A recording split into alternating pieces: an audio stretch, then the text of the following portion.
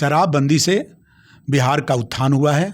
जो लोग अपने परिवार को खर्च वर्च नहीं देते थे, जो आमदनी होती थी, वो कहीं न कहीं शराबबंदी के बाद काफ़ी सुधार आया है। वह शराबबंदी सफल रहा है।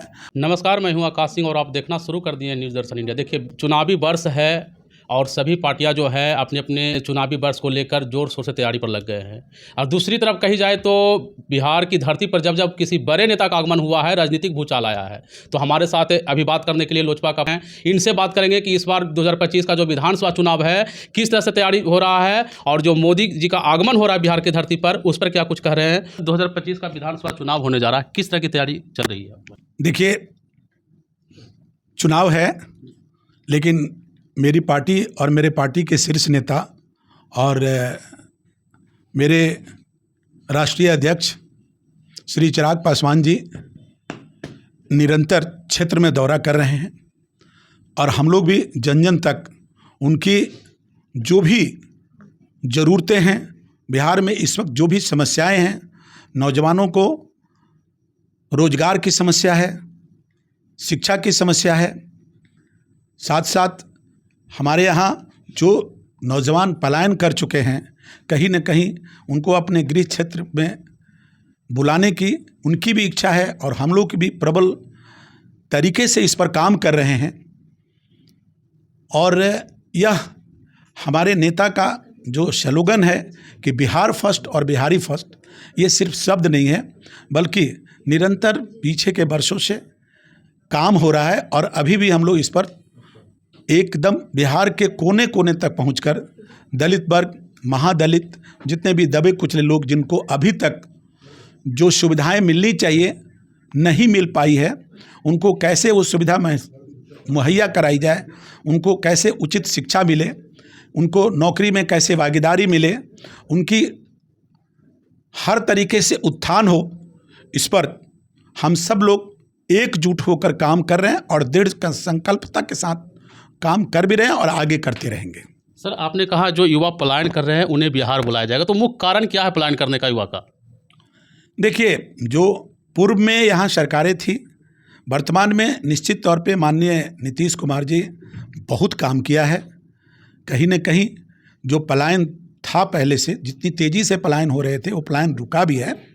लेकिन पूर्व में जो सरकारें काम की वो आप लोगों को भी पता है कि बिहार का कहीं कोई विकास नहीं हो पाया, एक भी इंडस्ट्री नहीं आ पाए, यहाँ तक कि यहाँ की एग्रीकल्चर और ज़मीनें इतनी उपजाऊ है, फिर भी जितना किसानों को सुविधा मिलनी चाहिए वो सुविधा नहीं मिल पाई, जिसकी वजह से बिहार के नौजवान मजबूर होकर अपनी जीवन और जीविका के लिए दूसरे प्रांतों में जाकर काम करने लगे। लेकिन जैसे जैसे उनको सुविधा मिल रही है, या बिहार में हमारे माननीय मुख्यमंत्री नीतीश जी इस पर काम कर रहे हैं, तो पलायन रुक भी रहे हैं। और आशा है कि हमारे नेता श्री चिराग पासवान जी के नेतृत्व में जितनी तेज़ी से इस पर काम, रूट कॉज पर काम हो रहा है, तो पलायन भी रुकेगी और जो पलायन कर चुके हैं वो लोग अपने घर वापसी करेंगे। मोदी के जो समर्थक है उनका कहना है कि पीएम मोदी बिहार में सौगात देने आ रहे हैं, लेकिन वही विपक्ष का कहना है कि पीएम मोदी सौगात देने नहीं, हंसी ठिठोली करने आ रहे हैं।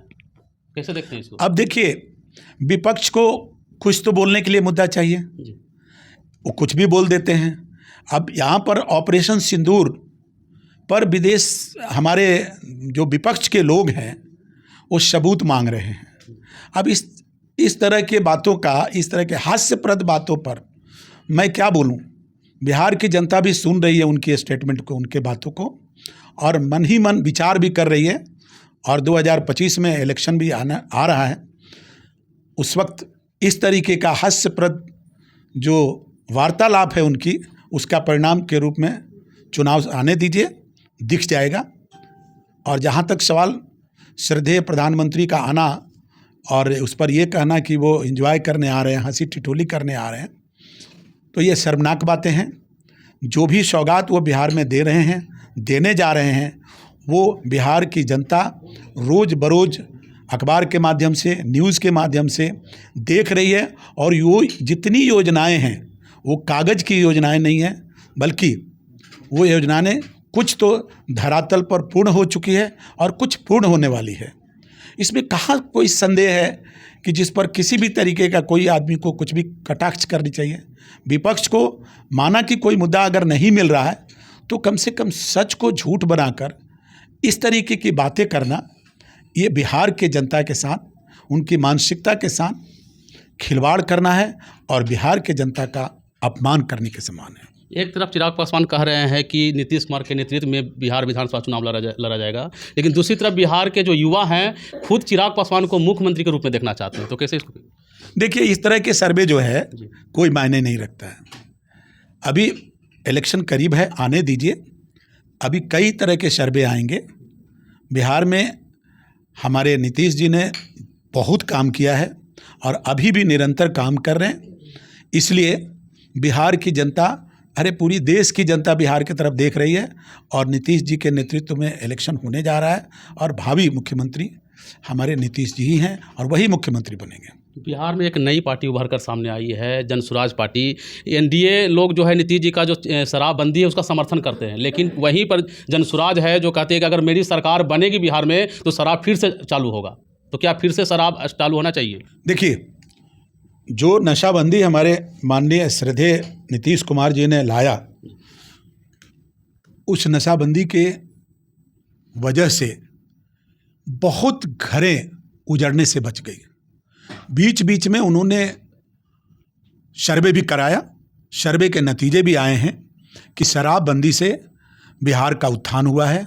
जो लोग अपने परिवार को खर्च वर्च नहीं देते थे, जो आमदनी होती थी, वो कहीं न कहीं खुलेआम शराब बिकने की वजह से शराब पीकर और परिवार को घर पर जाके उनके साथ मारपीट करते थे। बाल बच्चों की शिक्षा, देख रेख, उनकी खाना कपड़ा नहीं दे पा रहे थे। ऐसे लोगों में शराबबंदी के बाद काफ़ी सुधार आया है और इससे बिहार को बहुत फ़ायदा हुआ है। जो लोग कह रहे हैं कि शराबबंदी से कोई फ़ायदा नहीं हुआ, तो ये कहीं न कहीं झूठ का प्रचार कर रहे हैं। जरा जाइए क्षेत्र में, उन माताओं से बात करिए, उन बहनों से बात करिए जिनके पति पहले सुबह से शाम तक शराब में लिप्त रहते थे। जो भी आमदनी करते थे वो सब शराब में उस पैसे को डालकर शराब पीने के सिवा और कोई काम उनका नहीं था। उन लोगों में सुधार आई है और वो अपने परिवार को, अपने बच्चों को अब देख रेख करना शुरू किए हैं। इसलिए शराबबंदी हमारे बिहार में ही नहीं, देश के अंदर और कई राज्यों में शराबबंदी हुई है और वह शराबबंदी सफल रहा है और उससे कई घरें उजड़ने से बचा है। मैं इसके लिए माननीय नीतीश कुमार जी को तहे दिल से धन्यवाद देता हूं कि यह शराबबंदी में और भी सख्ती लाएं और जहां तहां कुछ कुछ जो घटनाएं हो रही है, अगर उसमें पूर्ण रूप से सुधार हो गया तो यह अति सराहनीय बात है और वर्षों वर्षों तक नीतीश कुमार जी को इस बात के लिए यहाँ की जनता हमेशा याद करती रहेगी। सर, आप भी विधानसभा चुनाव लड़ने जा रहे हैं, किस विधानसभा से लड़िएगा, क्या तैयारी है? देखिए, बार बार मैं बोलता हूँ कि मैं अभी पार्टी के एक सिपाही हूँ, मैं एक कार्यकर्ता हूँ। मैं निरंतर निस्वार्थ भाव से अपने कार्य को कर रहा हूँ। शीर्ष नेताओं के द्वारा मुझे जो कार्यभार मिलती है, मैं उसको सच्ची लगन के साथ उसमें लगकर काम कर रहा हूँ। चुनाव जहाँ तक लड़ने का सवाल है तो पार्टी जहाँ भी मुझे उचित समझेंगे और वहाँ की अगर मुझे सीट मिलता है तो मैं चुनाव लड़ूंगा। तो अभी हमारे साथ थे लोजपा के डॉक्टर एसबी प्रसाद। इन्होंने मोदी जो आगमन कर रहे हैं बिहार में उसको लेकर और बिहार विधानसभा चुनाव को लेकर सारी बात कह दी है। तो आपकी क्या प्रतिक्रिया है, हमारे कमेंट बॉक्स में कमेंट करके जरूर बताएं। धन्यवाद।